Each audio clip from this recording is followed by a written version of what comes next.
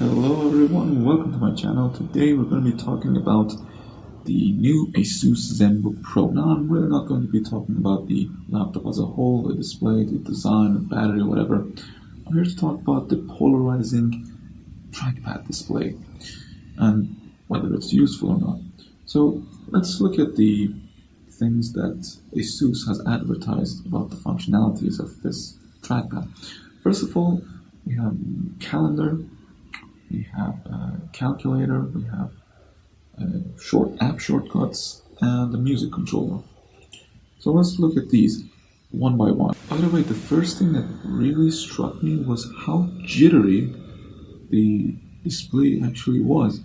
Let's look at this video from Unbox Therapy.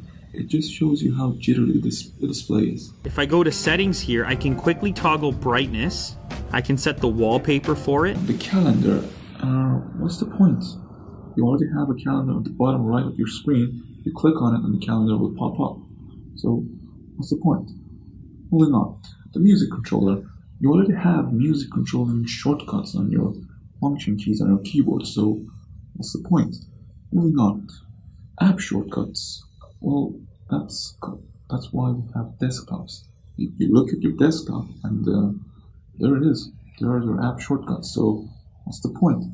Then we've got the calculator, which is actually I think the only useful thing about this trackpad, because we know that it's pretty inconvenient to use the number rows as when you're using the calculator. It's pretty inconvenient to use the number as a row, and it's a lot more convenient to use a numpad, which is essentially what this calculator in the trackpad does. It gives you a numpad, which makes me wonder, would it have made a difference if they had just added a numpad and just omitted the whole trackpad display thing altogether? Just something to think about. Moving on to the display extension. Alright, I myself have two monitors on my setup, and I definitely do think it's advantageous to have two monitors rather than one. Well, I use it mainly for, glancing at a series when I'm reading an article or something, or doing something else. And maybe when I'm working with a few articles, or I'm translating something, I can have 4 tabs open at the same time instead of 2. So that's pretty useful. But you really can't have tabs on this little small, 5-inch display. You're not going to be looking at it, and it's just kind of unintuitive. So that's for the tabs and article part of the second monitor, and for the watching part of the second monitor, I really don't know how you can watch a YouTube or video or something on trackpad when you're actually using it to get something done on your main display. So there's that. So I really don't think it works really well as an extension of the display. So these are the functionalities that have been advertised with this secondary display, whatever you want to call it.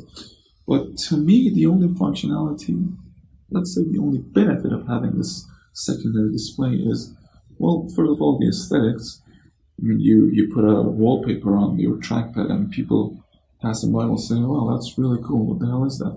And it's kind of a conversation starter. And also as a numpad for calculator.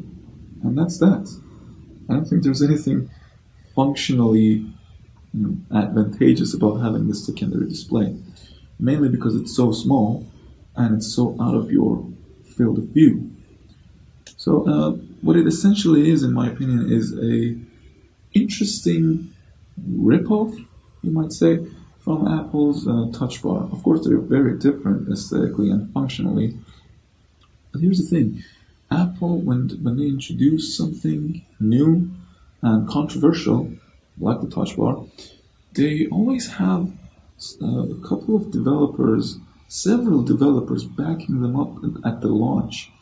Right, so you had Photoshop and Adobe Premiere and Final Cut and a couple of other apps, embracing this new Touch Bar thing on the day of the unveiling of the new MacBook Pros. But here you really have nothing other than an extension of the display and an Asus launcher. And I really don't know whether any developer can actually pick this up and use it in their own way, in their own apps. I don't even know if that's possible. So the functionality for this is very, very limited, and it's just something cool. Now, whether that's worth your money or not, that's up to you. But to me, it's just it's a one-time thing that's going to be forgotten by people in a couple of months or so. Anyway, guys, this has been a look at the new Asus Zenbook Pro. Hope you guys enjoyed it. Hope to see you guys in the next video. Cheers.